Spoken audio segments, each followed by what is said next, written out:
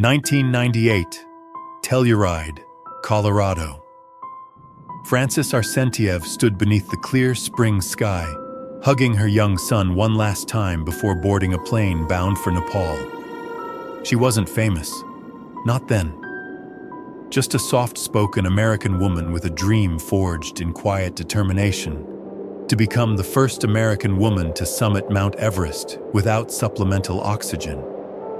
But what began as a historic climb would soon become one of the most chilling and paranormal-infused mysteries ever whispered from the slopes of the world's highest graveyard. Francys arrived in Kathmandu with her husband Sergei, both experienced climbers, both ready for history.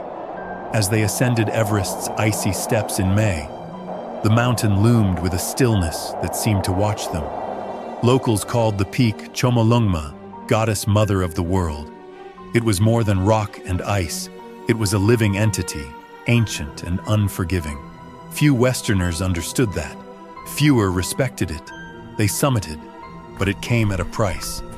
They had no oxygen, and time was running out. A storm moved in. Francys became separated from Sergei during the descent. Days passed. Then, she was found, barely alive, by Uzbek climbers. She couldn't walk. She was frostbitten, slipping in and out of consciousness. They gave her oxygen and tried to help, but the conditions were too extreme. They had to leave her behind. When other climbers passed her the next day, they found her still there, lying in the snow at over 8,000 meters, unable to speak, eyes pleading. No one could help. She died where she lay, peaceful, frozen, her arms by her side, her face turned slightly upward, as if sleeping. They called her Sleeping Beauty. And then, the strange part began. That same season, several climbers reported something disturbing. Near the same spot where Francys had died, they claimed to see a woman in purple gear, Francys's exact clothing, sitting upright, staring blankly into space. But when they approached, she was gone. A Japanese team radioed for assistance after seeing a motionless figure in the snow. When rescue was dispatched, no one was there. Then came the voices. Climbers began reporting hearing a woman's voice at night above Camp 4, softly whispering, "Don't leave me."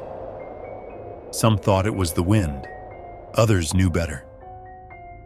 In such high altitudes, hallucinations are common. But this wasn't just disoriented climbers hearing things.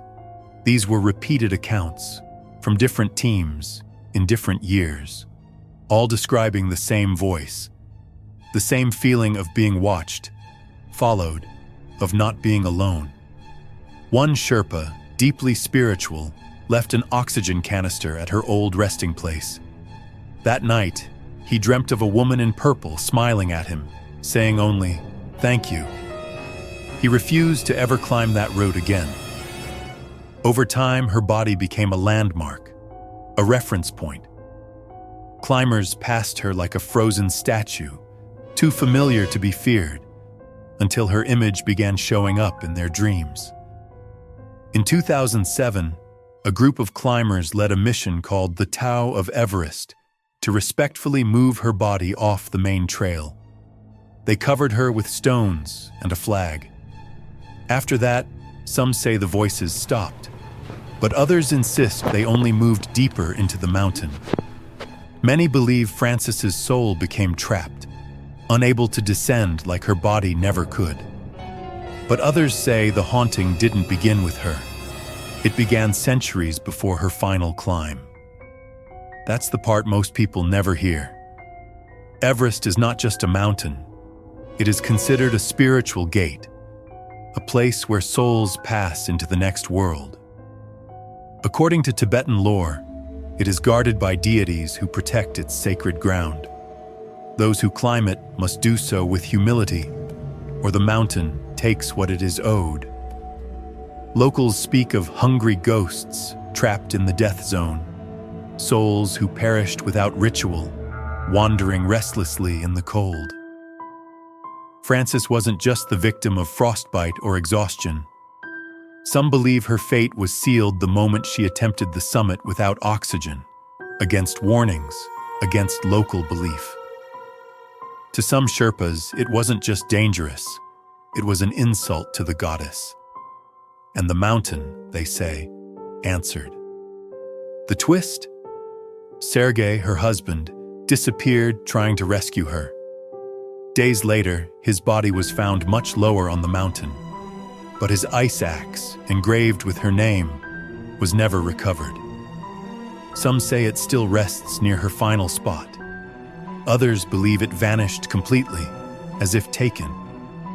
To this day, climbers report flickers of purple in the snow near her old site, lights with no source, soft footsteps behind them when they're alone, radios picking up static, and the faint sound of breathing. Francys Arsentiev never made it home, but her story didn't end on Everest. It became part of something larger, a warning, a presence, a lingering breath frozen in the highest air on Earth. Not everyone believes in ghosts, but on Mount Everest, where death is common and the air is thin, belief isn't required, only silence. And when that silence breaks, some say it's the wind, others still say it's her.